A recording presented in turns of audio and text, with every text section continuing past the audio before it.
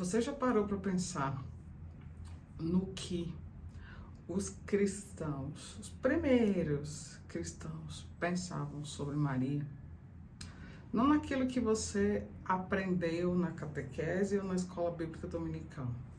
Não, aquilo que os primeiros cristãos falavam sobre Maria, a mãe do Verbo encarnado, a mãe de Deus. Olha, com essa obra aqui, Maria nas Fontes Patrísticas, eu pude pensar em como esses cristãos pensavam.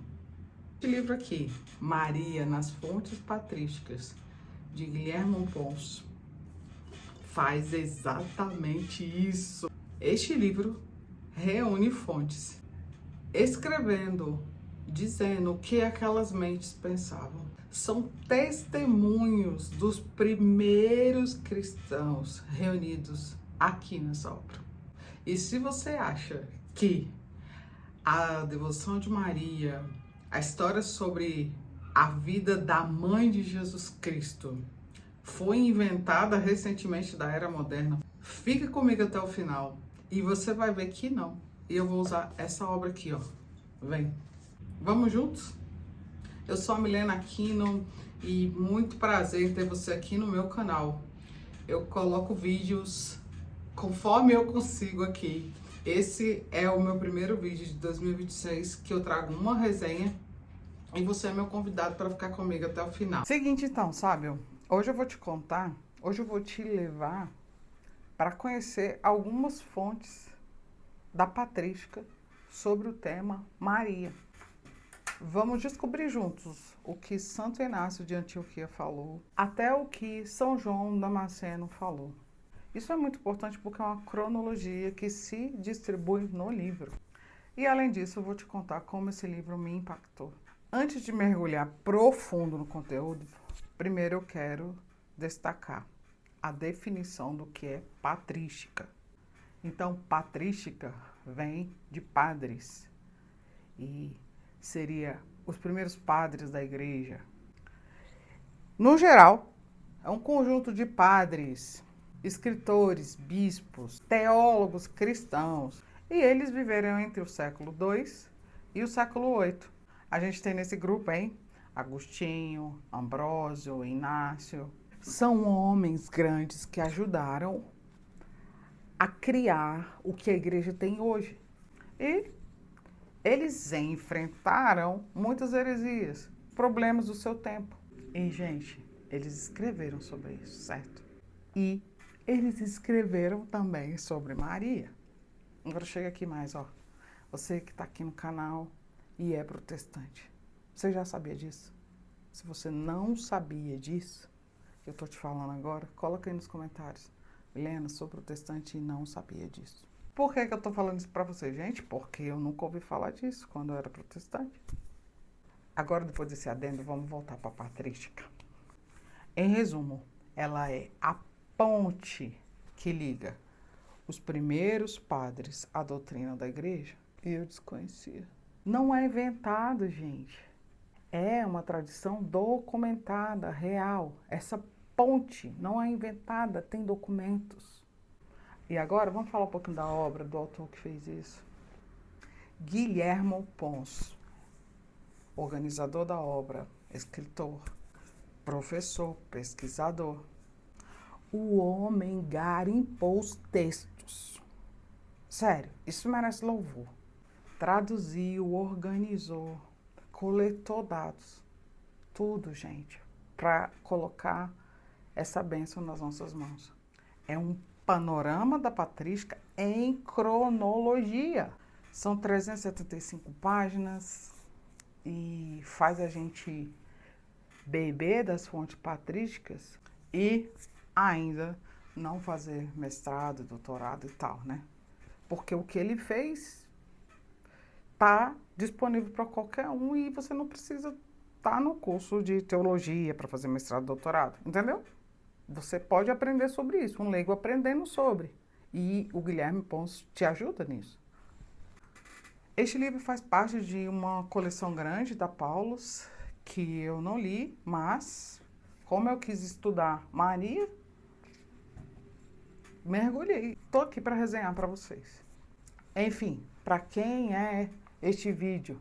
É para quem quer estudar, ou seja, para quem quer aplicar a virtude da estudiosidade, não da curiosidade. Você quer estudar o tema Maria, você, protestante, usa esse livro que o Guilherme fez para você.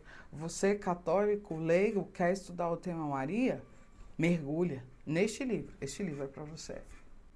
Eu sou esse caso, né? Agora, estudiosa do tema Maria, como católica agora. 2026, gente, eu me autodeclaro católica e estou fazendo catequese para no final do ano, sim, poder dizer sou católica apostólica romana. Se você é novo aqui no canal, você vai ver que em muitos dos meus vídeos eu ainda estava estudando como protestante.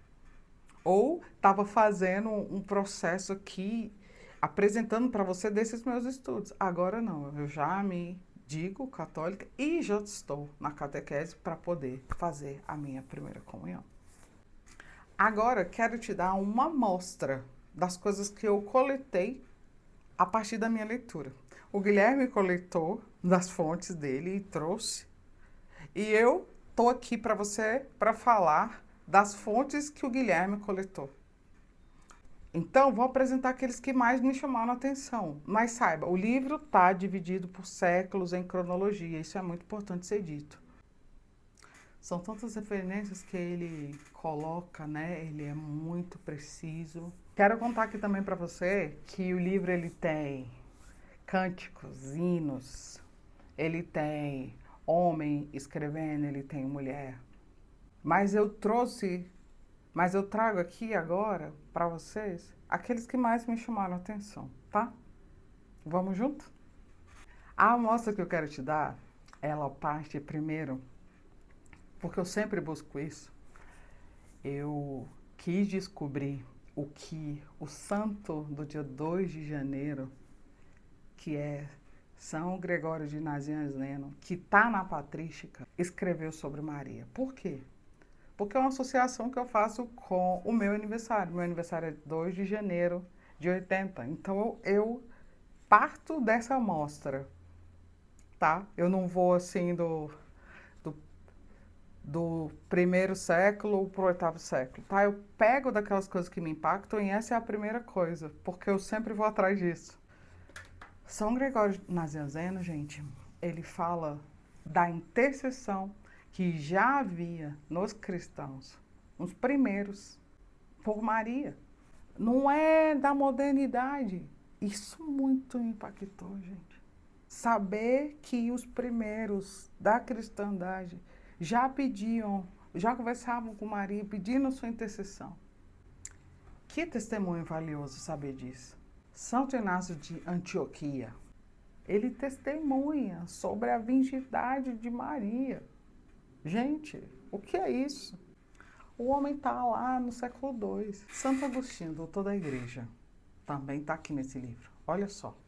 Ele diz assim: se nossa primeira queda ocorreu quando a mulher concebeu em seu coração o veneno da serpente, não devemos nos surpreender que nossa salvação tenha ocorrido quando outra mulher concebeu em seu útero a carne do Todo-Poderoso.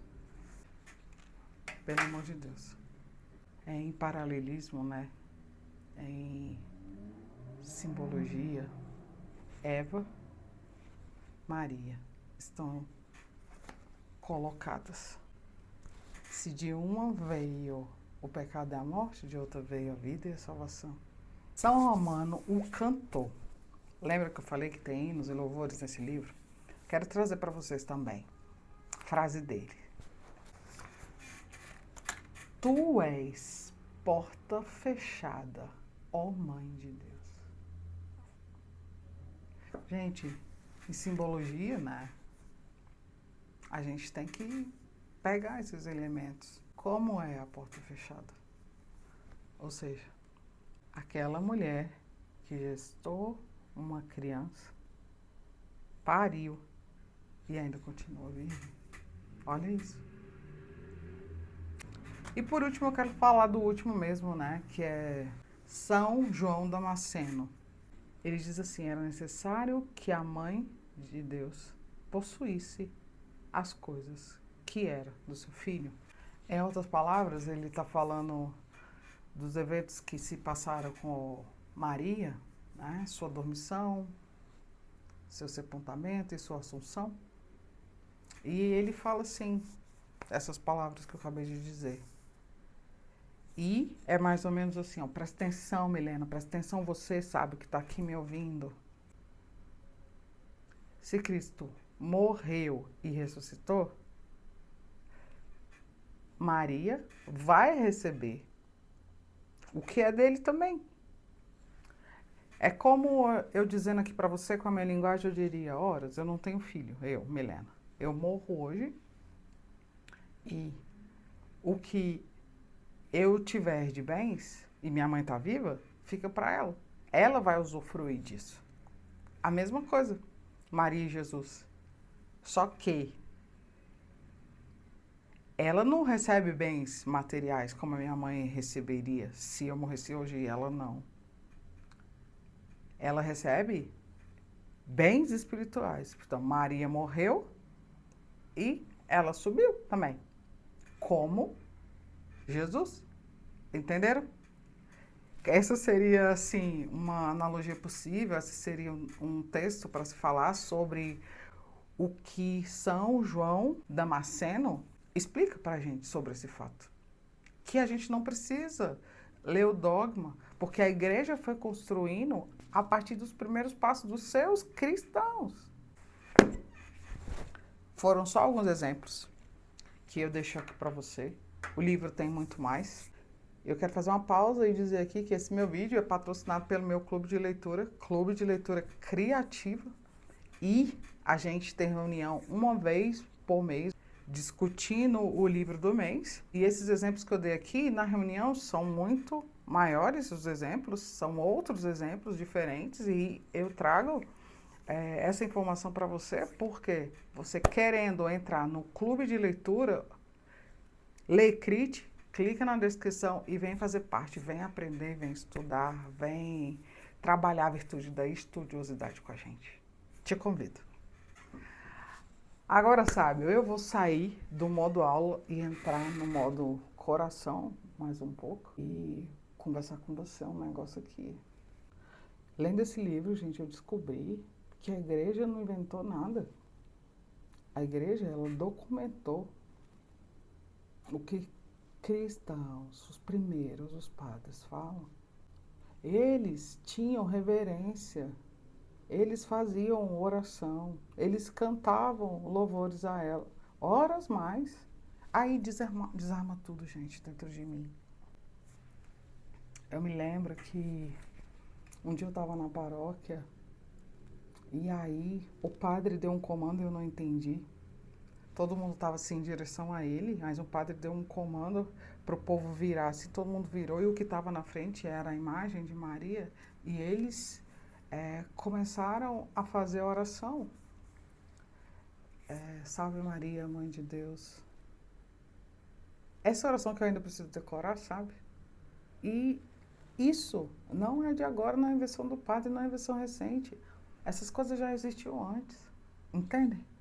Outra coisa, gente, que eu desarmei, que eu entendi, que a doutrina mariana não é anexada assim, sabe? Ela é o centro da fé. E outra coisa, como aquela mulher que usa farda e precisa ter coragem, ler essas coisas sobre Maria me deu mais coragem ainda. Porque vendo a coragem dela, vendo a história da vida dela na boca e no texto dos primeiros que souberam da história dela, não tem como eu me encher de coragem para viver. Eu não consigo ver nessas páginas o relato de uma Maria frouxa, pequena, básica. Não, é uma Maria grande, uma Maria selecionada, uma Maria que se entregou com coragem ao serviço, uma Maria que disse sim ao ouvir da voz do anjo. Uma Maria que ficou com o Criador do seu filho forte, lendo esse livro, gente. Até a minha vida profissional se enche de mais coragem, vendo Maria como uma mulher de coragem. E olha, teve página que eu fechei o livro e fiquei assim, ó, em silêncio, porque o impacto era tanto.